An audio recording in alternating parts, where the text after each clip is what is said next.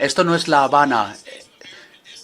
Estos son los Estados Unidos de América, la ONU. Vamos a intervenir y no vamos a callarnos como hace usted con su pueblo. Si no hay alimentos ni combustible para los hospitales, ¿cómo es que hay combustible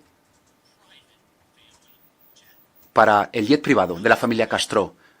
¿Cómo puede ser que el presidente pueda permitirse, y lo pueden ver, tener una corbata de Hermès o su reloj de Rolex?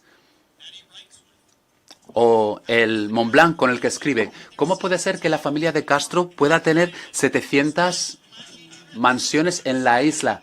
Se ha hablado mucho del bloqueo hoy. Y efectivamente existe un bloqueo ante todos nosotros. El bloqueo que el régimen cubano ejerce de forma despiadada a su propio pueblo, década tras década y tras década. Nos reunimos hoy, una vez más, hoy, y tristemente Cuba vuelve a estar en la oscuridad. Hay un nuevo apagón en toda la isla. Los apagones han afectado a la isla desde hace años.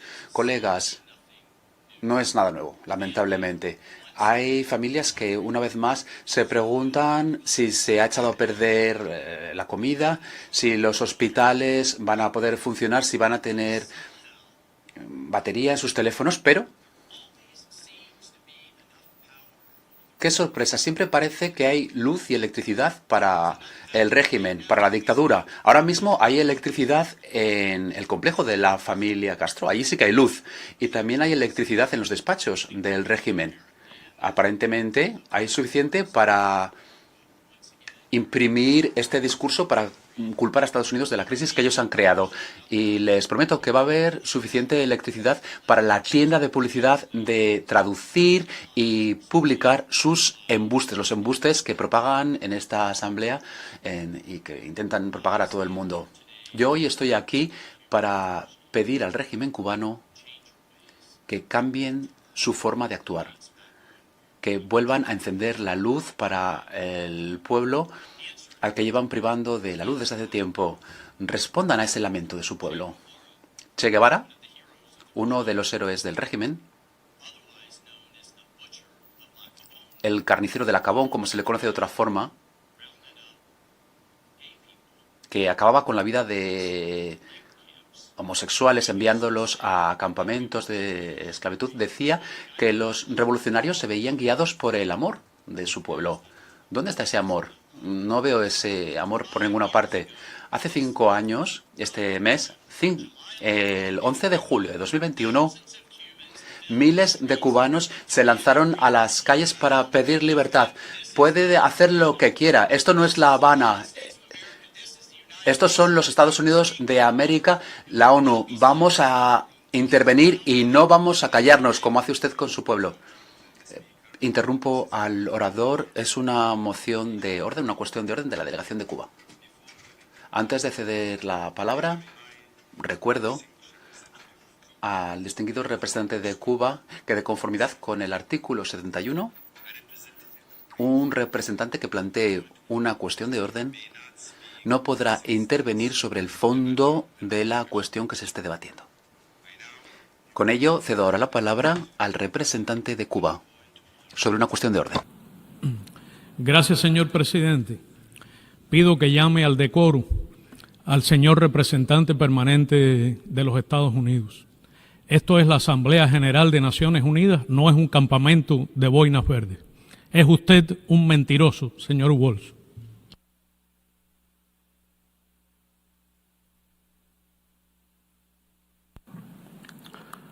Your remarks will be reflected. Los comentarios quedarán reflejados en las actas de la reunión. Y pido a los miembros que se ajusten a la práctica de las Naciones Unidas, en virtud de los cuales los debates se celebran de forma respetuosa. Y ahora cedo la palabra al representante de los Estados Unidos de América para que continúe con su discurso. Presidente, el régimen y sus representantes no quieren que escuchen lo siguiente. Hace 5 años, este mes, se va a celebrar el aniversario. Miles de cubanos se lanzaron a las calles de Cuba para pedir su libertad. Tenían hambre, estaban ya hartos, llevaban años sufriendo los apagones, estaban hartos del régimen que tiene miles de emisiones, mientras que su pueblo pasa hambre desde hace 67 años. El régimen se ha enriquecido en las élites, abusando a su pueblo, asfixiando la empresa privada, penalizando la disidencia con una economía comunista. El comunismo jamás ha funcionado, no funciona y jamás funcionará. Y cuando el pueblo cubano pidió algo mejor, algo diferente, tener una voz, el régimen pudo escuchar, pero decidió no hacerlo. Metió en la cárcel a 800 de sus propios ciudadanos y quiero leer hoy algunos de sus nombres. Tienen que escuchar sus nombres y ver sus rostros. Luis Manuel Otero Alcántara. Está en una cárcel de máxima seguridad. ¿Saben cuál fue su crimen? Expresión artística. Aparece aquí, lo cito. Su delito fue ser artista. Fernando Almadérez Rivera. Su delito es un músico y escribe canciones que no le gusta al régimen porque piden libertad. Miguel Castillo Pérez. Otro músico en una cárcel de máxima seguridad. ¿Qué hizo? Escribía canciones de rap que no le gustan del todo al régimen. Este joven, Duanes León Tobero, fantástico joven, un poeta, es un poeta. Escribe poesía. 14 años en una cárcel de máxima seguridad. Y estos dos hermanos, Jorge Martín Perdomo, la ONU, todos ustedes han condenado su detención y pidieron su liberación. Vean sus rostros cuando pronuncien sus discursos, porque están en la cárcel por pedir libertad. Colegas, no son violentos, no tienen armas. Lo que llevan flores y escriben poesía y canciones. Y por eso el régimen intenta acabar con ellos, metiéndolos en la cárcel. Estos son los nombres que la delegación que golpea la mesa no quiere que escuchen ustedes. No quiere que esta asamblea escuche estos nombres. No les gusta la disidencia ni la libertad de expresión. En lugar de ello, cada año se escudan en ese mito llamado el bloqueo. Pues hablemos de ese llamado bloqueo. Me dirijo a algunas de las delegaciones. Si existe un embargo, un bloqueo, como quieran llamarlo, ¿cómo es que la asistencia humanitaria de Canadá, Belice, Chile, China, Colombia, la Unión Europea, México, España, Rusia, Uruguay y de la ONU misma llega al país, como ha llegado en los últimos meses? Muchos mencionaban un petrolero que llevó 750.000 barriles de petróleo que llegó a la isla. Hay suministro de asistencia humanitaria. Y los buques de la Marina, desde luego, no están en torno a la isla bloqueando el comercio ni la llegada de la asistencia que llega a Cuba. Es un invento, es un embuste, una tergiversación. Y punto. Si existe un bloqueo realmente... A ver, yo vengo de Florida y yo he visto cómo los barcos se van de nuestros puertos con 500.000 millones de dólares en mercancías a Cuba. ¿Por qué Estados Unidos da más de 100 millones de dólares en asistencia? Hay otros países que también dicen que dan ayuda, millones de dólares a lo largo de los años. Nosotros 100 millones este año. Y se trabaja con el Vaticano y con la Iglesia Católica para dar alimentos y fármacos a los que lo necesitan. Además, asistencia que dimos después del último huracán. Y les pregunto lo siguiente, la cuestión fundamental. Si no hay alimentos ni combustible para los hospitales, ¿cómo es que hay combustible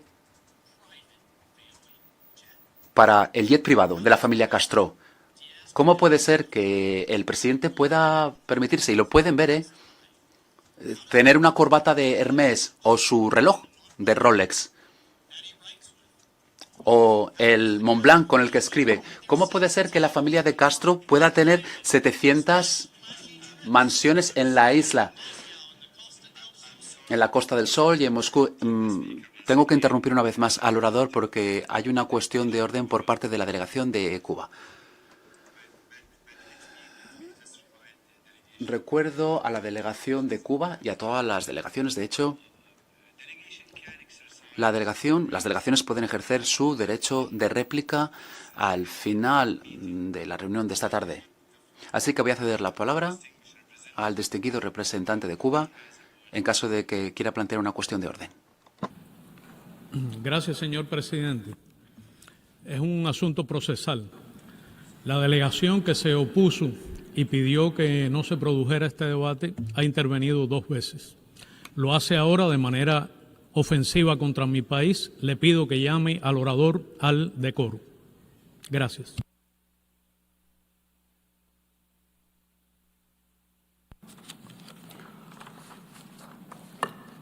Your remarks will be reflected. Los comentarios quedarán reflejados en las actas de esta reunión.